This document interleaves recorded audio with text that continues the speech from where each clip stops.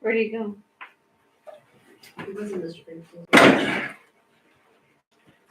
Bruce here?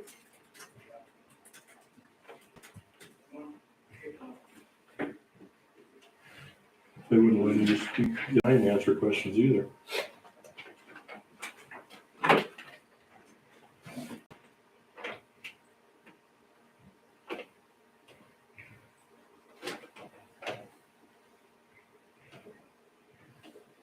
Is he Mr. Pinkston? He is. Anybody need a bottle of water? Yes, please. Sure looks like they're hiding something at a 4:30 meeting.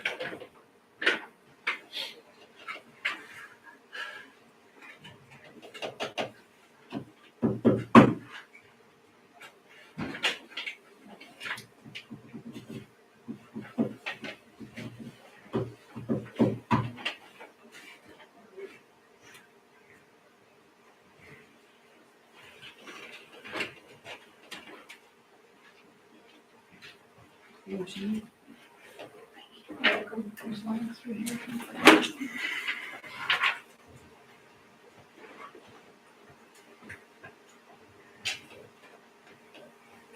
All right, let's go ahead and call the meeting to order at 4:34.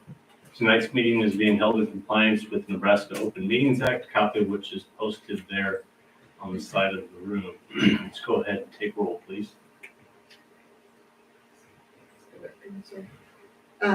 Chase Cradwell. Matt O'Daniel. Here. Bruce Sherrick. Here. Shannon Woolman. Here. Jason Norton. Here. All right, we have a quorum. Let's say the pledge, please. I pledge allegiance to the flag of the United States of America and to the republic for which it stands, one nation, under God, indivisible, with liberty and justice for all. Were you suggesting we take action to excuse Yes. Chase's absence? I think you requested that, so. Okay. Chase couldn't be with us. He's has a family emergency, so I'll make a motion to excuse board member Chase Cradwell's absence. I'll second. Thank you, Bruce. It's been moved and seconded. Is there any more discussion? Seeing none, let's vote, please. Jason Norton. Yes. Shannon Woolman. Yes. Bruce Sherrick. Yes. Matt O'Daniel. Yes. All right, motion carries. Item 2 on our agenda is discuss, consider, and take necessary action to adopt property tax request resolution for the 2022-2023 budget year as presented at the joint agency meeting. Dr. Lewis. We held our budget hearing in compliance with law before our September regular board meeting. We had our budget hearing, our levy resolution hearing on Monday night, September 26th at 6:05, or thereafter when it was our turn to present in Blair, at which point in time public comment was taken. Our ask for this year is $7,332,763 in the general fund, $454,545 in the bond fund, 0 cents, $0 in the building fund, and $303,030 in the capital purpose undertaking fund. That's a total levy of 1.049907 cents. Okay. Did we have anybody, I was not at the meeting Monday, tried to be there but couldn't, but did we have anybody speak to Arlington, specifically at the joint meeting? We had several community members who were in attendance that signed up, and their public comment is recorded on there. So we had Michael Dwyer, Dave Nissen, Mr. Chapelair, Julie Heinsmarsh. It's listed on there, and I have to go through the list. So we had a few. The majority of those who spoke were from Blair, Fort Calhoun. Yeah. But they're all recorded on there that they had their opportunity to make public comments at that time. Okay. And Barb gave the community, the audience, several opportunities, even if they had not signed up to make public comment, the opportunity if they wanted to at that point. To do so, yeah. Yeah, and I would just comment that, the first year for that system, which is a result of LD, I'm not. 644. 644. I think everybody would agree wasn't rolled out as smoothly as it could have been. Hopefully, as this process goes through its second year and the second iteration will be, perhaps the timing will be better and Right. the understanding of what that meeting is will be a little more clearly communicated. And we were earlier than the deadlines in getting our information to the counties. Mhm. I think issues that they ran into were with publications and printing cards that were precise. Yeah. I suppose, from the counties. I believe there were probably less issues with the publication of the postcards from Washington County than there was with Dodge and Douglas, where our other landowners, some of them reside. So some of them received multiple publications or multiple mailings of their postcards Mhm. because the information they received the first time was incorrect. I know, like, my personal postcard came late Yeah. because it got lost in the mail and damaged, and it came from the post office, and they're, sorry, we found this Mhm. stuck in the machine somewhere, I guess, with the apology letter. But as far as Washington County postcards go, I believe those were mostly received accurately in a timely manner. Okay. But some of our taxpayers in other counties Yeah. did not have that same experience. But so as far as that goes, I don't know the ramifications for that, but I believe Yeah. as far as they're concerned, the advertising Mhm. things and things like that were met. And they did have a good crowd. I think that said, 135 people in attendance, and I thought there were close to 50, but it was about 35 or 36 that spoke. So, Mhm. Yeah, and, for the benefit for the citizens that are here, I know that, Dr. Lewis had a few things, more information that she wanted to share with everybody, but, it sounds like the first couple rounds ran along with maybe, with whoever preceded us at the meeting. And it was information that was shared during our budget hearing, actually, that had, a little more detail of the budget. It had some levy history in there as well, and some different items that were, available at the budget hearing. And we intended to make them available Monday night, but well, and they were in the handouts. I just didn't have Okay. the opportunity to go through to walk them. through them. There wasn't much patience by the time they got Mm-hmm. through the letter, and so it just, we tried to, Fort Calhoun, and Yeah. I tried to keep things, as well as the county and the city of Fort Calhoun, tried to keep things moving as quickly as possible Mhm. because people really wanted to speak, so.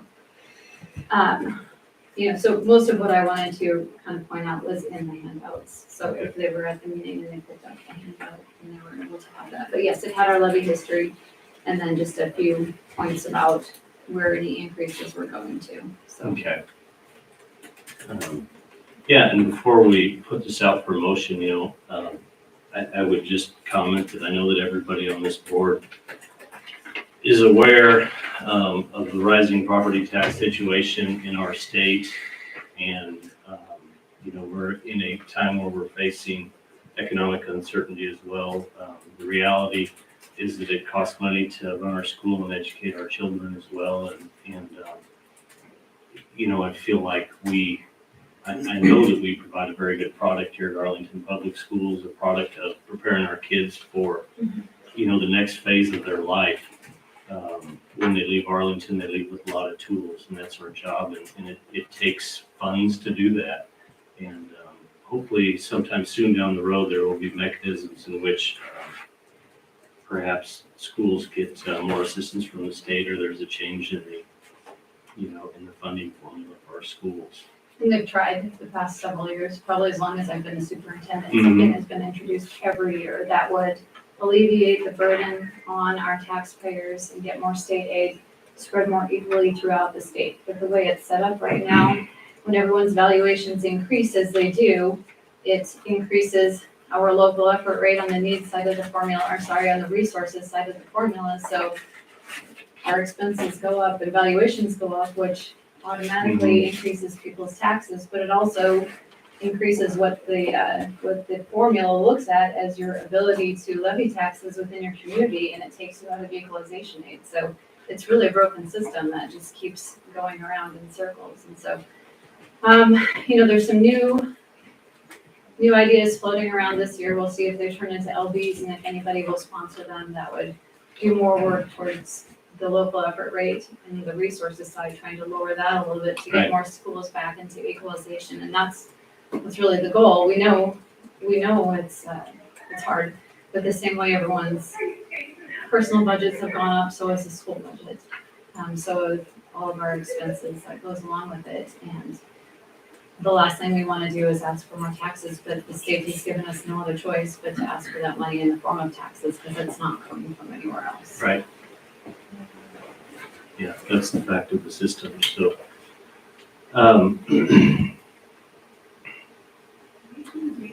So we have this says adopt a resolution to set the property tax request as follows. General fund, $7,332,000.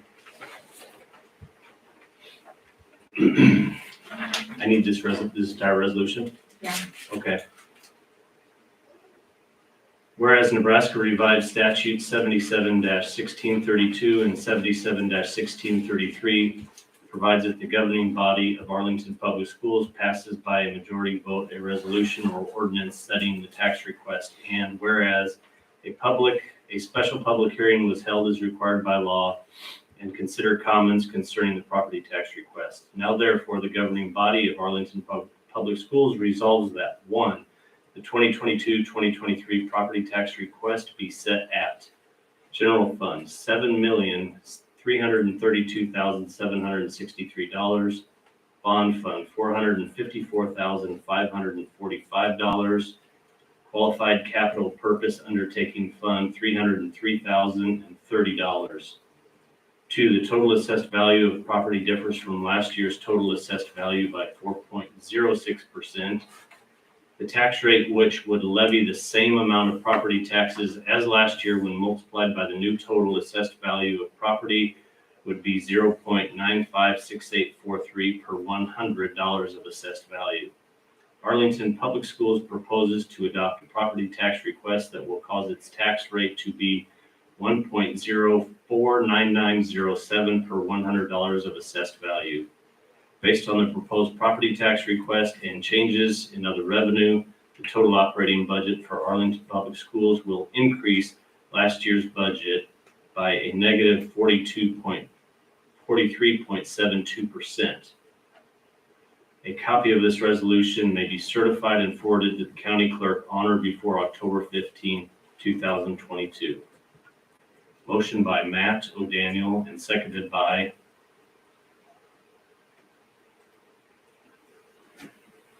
How do you get a I need a 42%? Because most project last year. They got last part in there. which part? The resolution of from the 0.995 Okay. from there on. The tax rate which would levy the same amount of property taxes as last year when multiplied by the new total assessed value of property would be 0.956843 per $100 of assessed value. Arlington Public School proposes a property tax request that will cause its tax rate to be 1.049907 per $100 of assessed value. Based on the proposed property tax request and changes in other revenue, the total operating budget of Arlington Public Schools will decrease last year's budget by 43.72%. That number probably requires a little explanation. It's all funds totaled together. So we're intending to spend less. Last year we had expenses related to building fund. Plus we refinanced a bond and that looked like money in and money out. So those monies will not be spent. So the overall budget looks like we're spending much less. So it is tricky. Right. And this is Then you're a saying form that the generated directly. The .995 was what we were. That's what last year was. That's not what the county's requested or saying. No, this has nothing to do with the county. This is only ours. Yeah, it's all of those things rolling into there. This is the resolution that is generated out of the budget document with all of our sheets filled out and all of the different pieces of it rolled together. So it generates that for us. So yes, the overall tax rate, yes, is increasing by about 5 cents, but the overall expenditures in the budget, due to the money that we spent on the building project, the budget is a lower budget. And that's Although the taxes are going up, but the main point here is we're going from a levy of 99 cents to $1.04.99. right, which if you look at 4 years ago, we were at 1 point. Got to round numbers, $1.05, 1.05, yeah. Mhm. $1.05 about 4 or 5 years ago. I can pull that real quick. Yeah. Yeah, and then we dropped it down. Mhm. Yeah, Now we're looking to go back to where we were. Yeah, the Yeah. last 3 years, we were able to be quite conservative, but 4 years ago, we were at $1.05 That's The year what I before thought. that, $1.06. For about 2 years there, we were at $1.06. That's what I thought. we did lower the levy. I mean, it's math, it's budget and valuations determine the levy. And, we had the conversation at the time, 3 or 4 years ago about, the right thing to do was lower it to match our budget. We had cash reserves we were able to use. We have spent those on, to fund part of the funds for our building came from cash reserves and depreciation. And, so. I guess I just want to get it on record Mhm. that we're not raising the levy because of the expansion that we just did. No, I mean, that's not the purpose of why we have to raise it. no, it's in the general fund and then too. So what we're asking for in reserves is only 3 months of expenses. We're allowed to have up to 3 to 6 or 35% of our budget, which is almost 3.7 million. This budget is asking for 2.3 collectively in necessary cash reserve and depreciation combined, which is 3 months of combined expenses. And you kind of need that pocket in there for the months when you're not getting tax funds in, so you're living on what you have in the bank until the next tax check comes in.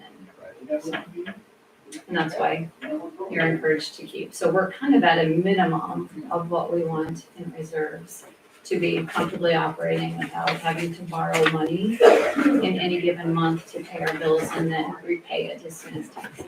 I'm like putting grain in the grain bin right now. Yeah, so you can So feed the you can cows. use it Yeah. later on. Mhm. Yeah.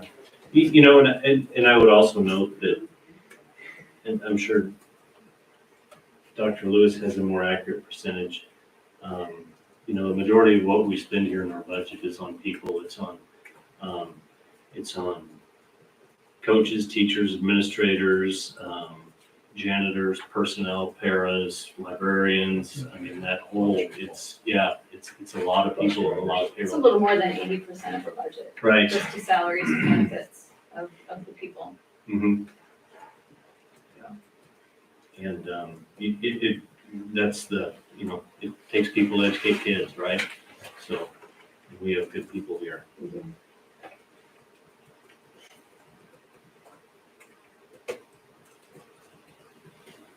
So we have a motion on the floor. Do we have a second?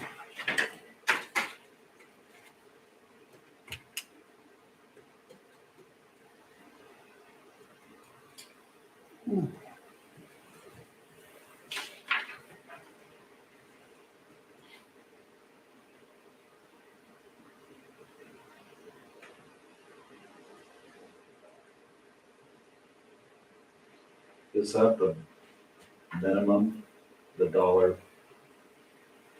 I mean, what we're looking to increase it. If you recall our budget hearing that we had Right. before the September board meeting and recall the areas that we've cut a lot of expenses out, and looking at the 3 months of reserve, I mean, we had lots of conversations about this as a finance committee. And we were encouraged at one point in time by kind of a consultant to be taxing considerably higher than that. In my opinion, this is the minimum for this year. To operate the school, yeah. Without having to borrow money in any given month to pay bills.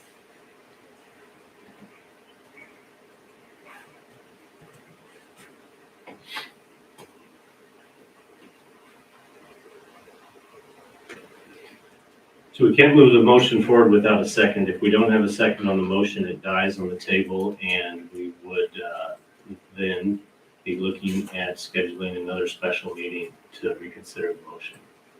And statute, remind me what the statute is? Budget has to be turned in 2 days. Levy hearing is on the 10th of October or something. Okay, And budget is due in 2 days, all right. which we would not have time to have another special meeting. Mhm. Because any change to the levy request would require a minimum budget, Right. because that's already been passed.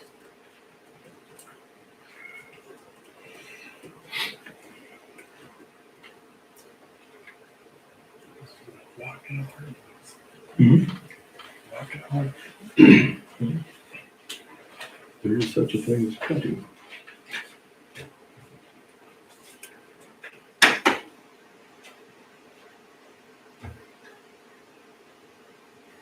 So again, we have a motion on the floor. Do we have a second?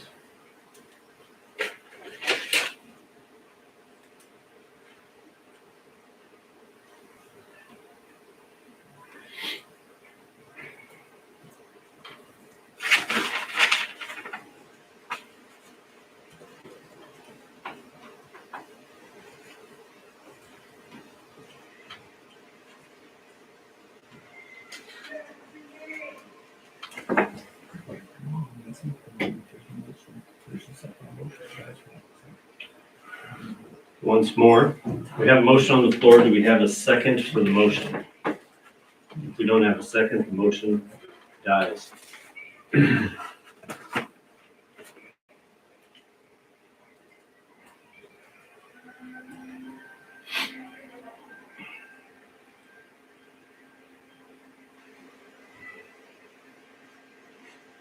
Seeing no second, let's proceed to item 3 on our agenda. Discuss, consider, and change order billing.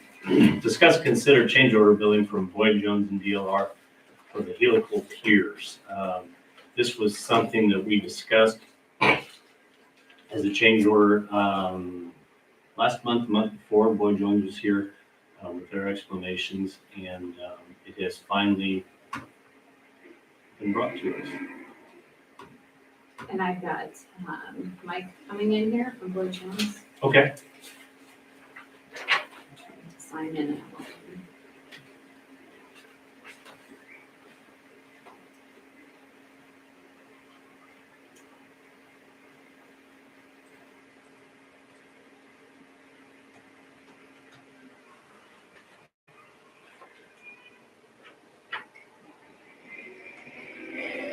I'm gonna grab my phone because we're calling Todd. Okay.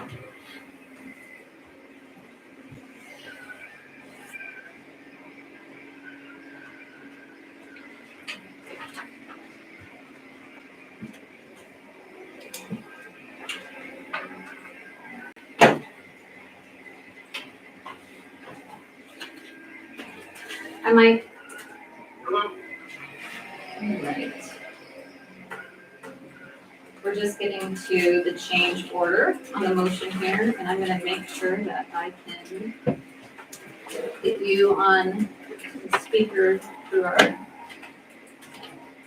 system up here. All right. Yeah, that's better. Thank you. And I'm gonna call Todd as well, so I have both of you here. Okay.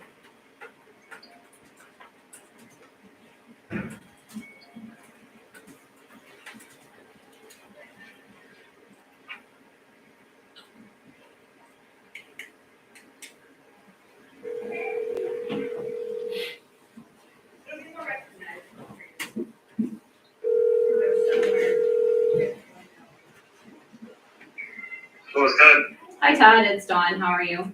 Good. Good. I've got you on speakerphone and I've got Mike on Zoom, and we're about to review the change order in our special meeting.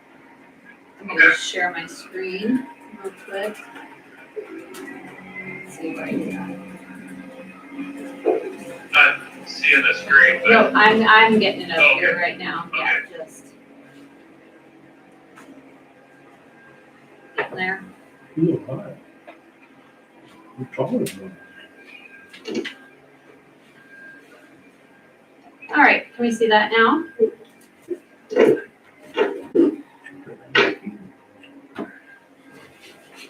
Mike, can you see that now? I can just see you. I don't know if there's another screen that's coming up or. I just shared my screen.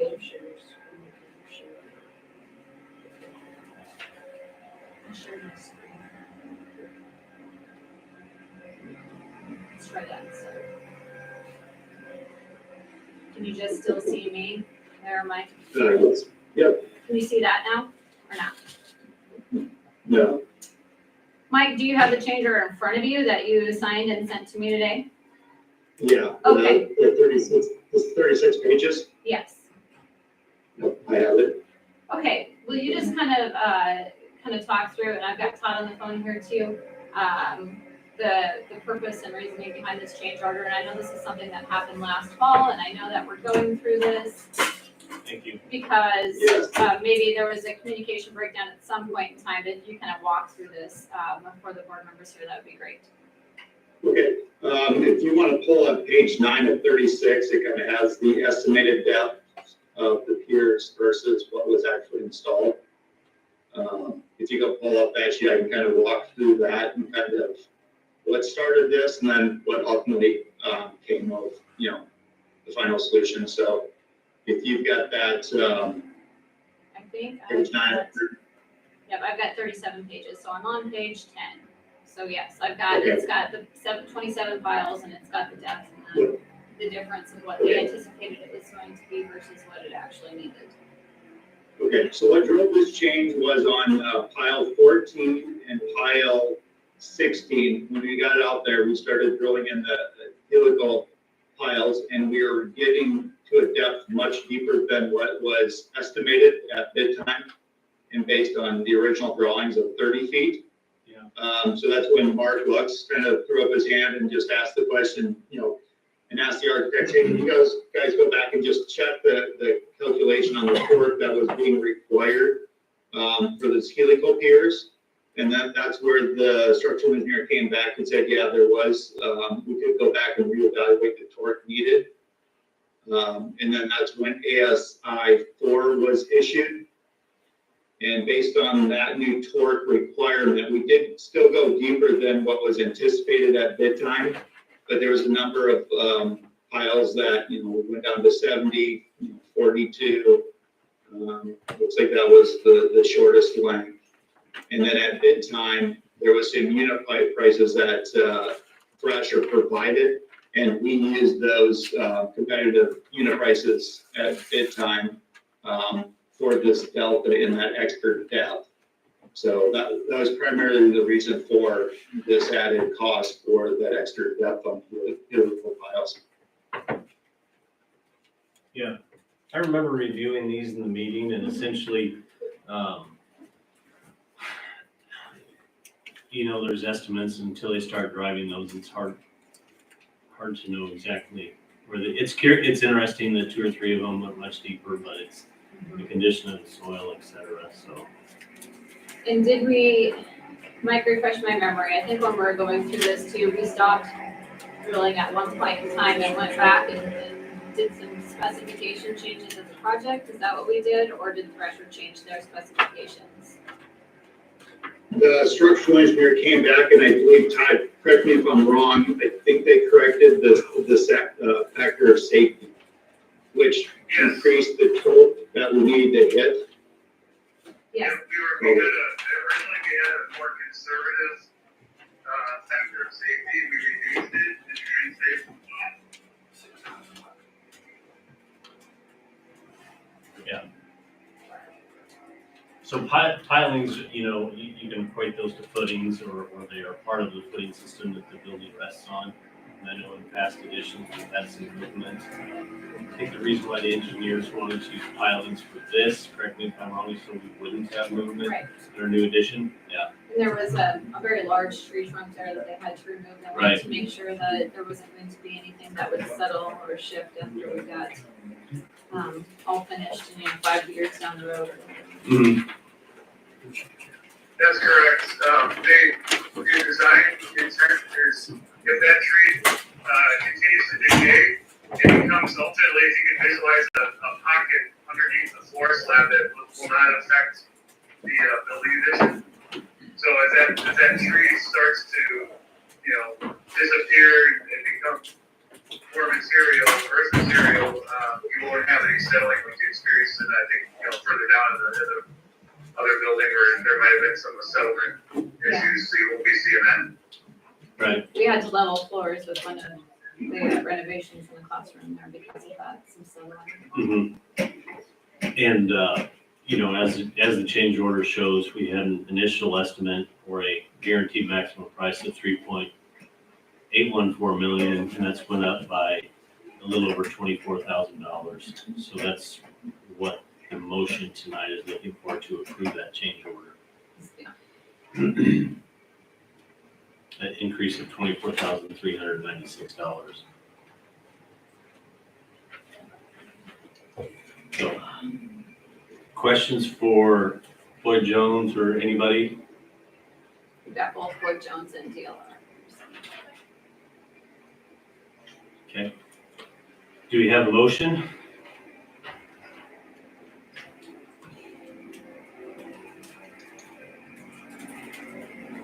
We don't even, do we?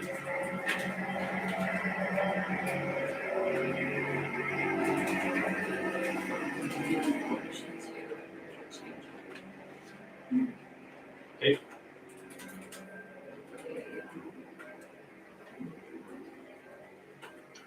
It's just from and to, right? Needs to be in the motion. Yes. Okay. I make a motion to approve Ah, is it the Thrasher? Is that how you Yes. would word it? The Thrasher, well, it's proposal so just say the change order, as presented? to reflect the depth of helical piers. Gotcha. So, to reword it again, I guess I, make a motion to approve the Thrasher, Change order, change order due on to the Thrasher's depth of the helical piers. as presented. All right, we have a motion. Do we have a second?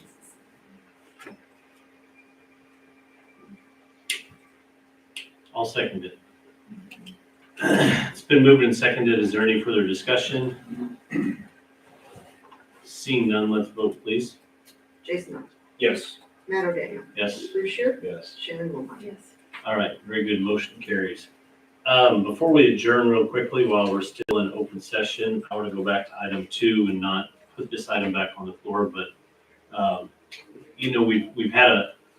we had a budget, we passed the budget, we were all aware of the budget. The budget was presented to the board. So as the board president, I'd just like to ask the board members, what other information do we need? Because we're going to have to, we're going to have to go through this again, and I want to make sure that I've got all the information out to the rest of the board,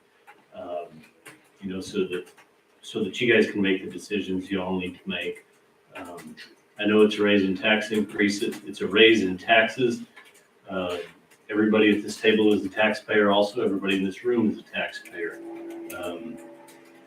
I get that.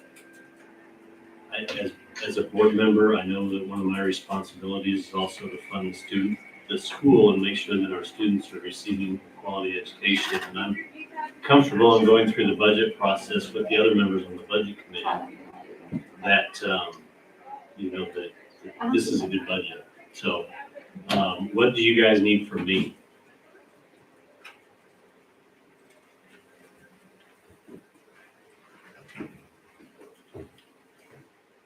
Or from Dr. Lewis? What's the numbers look Mike, I'm like? gonna go ahead and let you go, okay? What's the numbers look like? Okay, We gave the levy where it's at. Well, that would put us back to restructuring our budget. I mean, I think it's a, you know, I guess I'd answer that question with the question, what numbers? Well, I mean, how close would we be for balancing that out?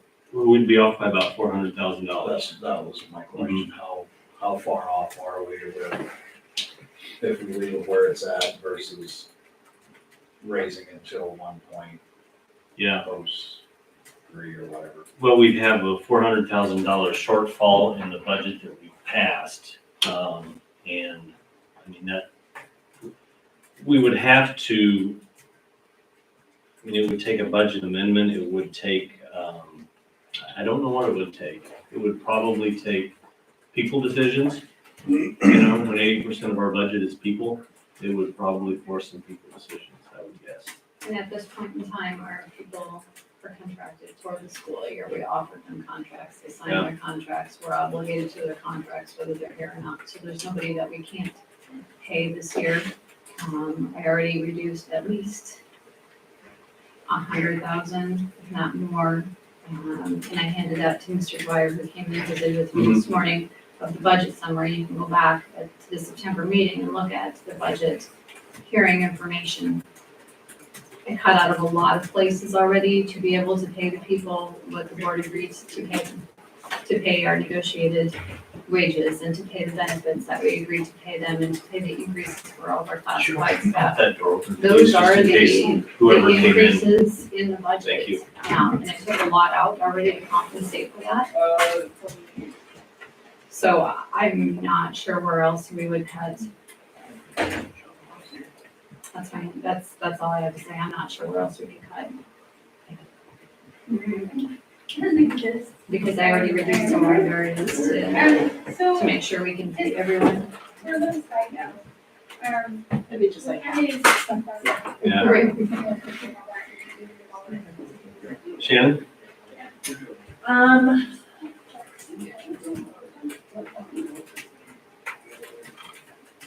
don't know that I need more information. It's just it's hard to ask people to pay more money right now. I agree, 100%. So, I see all sides of it, as I know we all do. I'd love for there maybe to be a happy medium. Maybe if we could look again and maybe not ask for so much. I don't know what the answer is, but it's hard to ask for people to spend more money right now. And I feel like we're probably all in the same boat since the motion didn't get a second. It just doesn't sit well. It's a tough,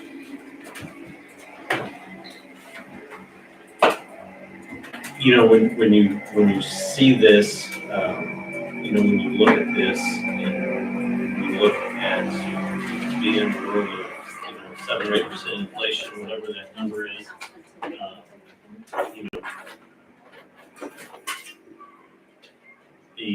the wage pressure is not going to get easier at a time of inflation. 80% of what we spend on our budget is wages.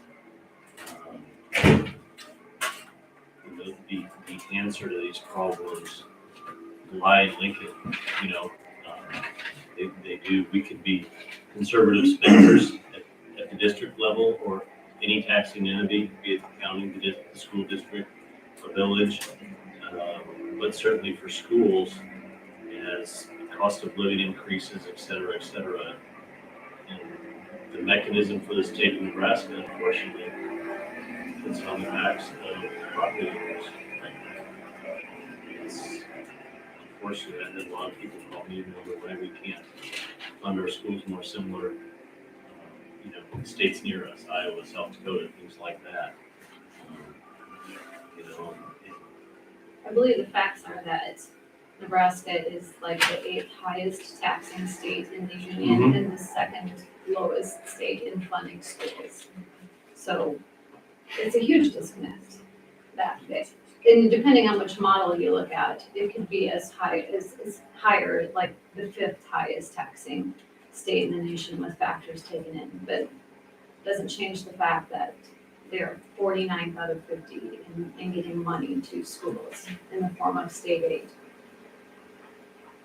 I think that was said a couple of times in the public meeting on Monday, but it's really unfortunate, and it's the last thing I want to do. When I started putting these numbers together, unfortunately, the $1.04 was the happy medium. Mm-hmm. We went through the process in the finance committee multiple times and started honestly at $1.11 and started taking it out and out and out. And where can we save? And we're minimal. It's the minimal that we need to get back. Fortunately, looking down the road, I mean, we'll have, the QCPAP only has 3 payments left. This will make one of the payments. Next year, we'll have to levy a little bit. The last payment is already in there. So there's relief coming in that for me in the future, knowing that bond that initiated in 2015, 2017 will soon be exhausted. There's a high likelihood that we'll never have to levy at all for the lease purchase. We may have enough funds in there to completely pay for that addition rather than, paying the leasing corporation over a period of years. We could be looking at, within 2 years, looking at only the bond payment to make, which is good news too, because that makes it a little bit easier when you're taxing less than those funds, but this is the year that we're in right now. Mm-hmm. Okay, Jason? I'm torn because I don't like the number, but yet when you look at surrounding areas, we're lower than Blair, Fort Calhoun, Fremont, Tacoma, everybody.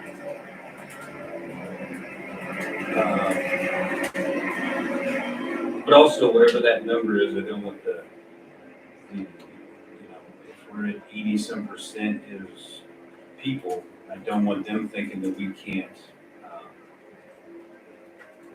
at least back them because they didn't, Of course.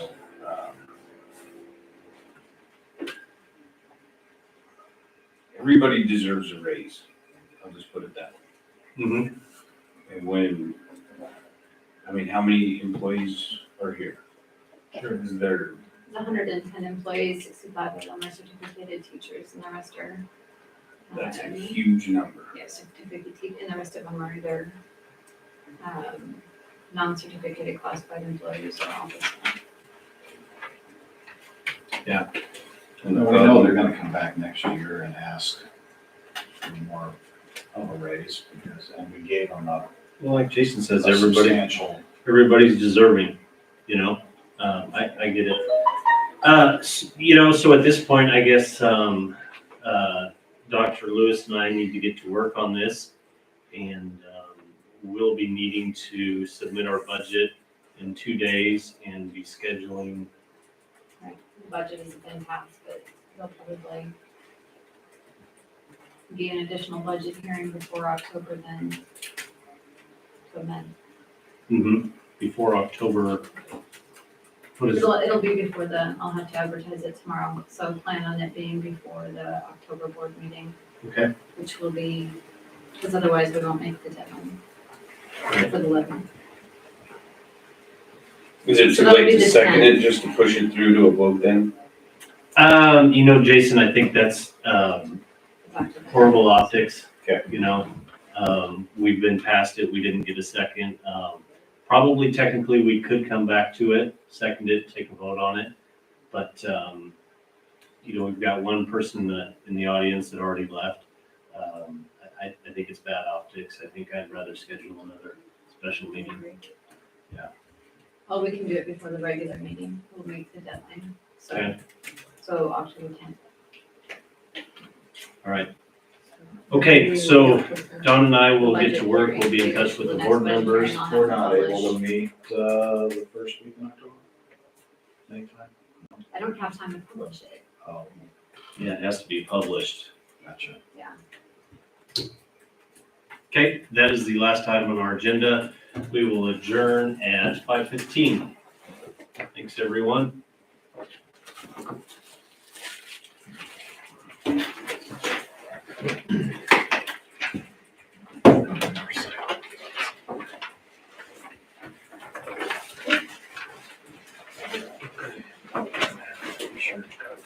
I think they put that on the website. Sure.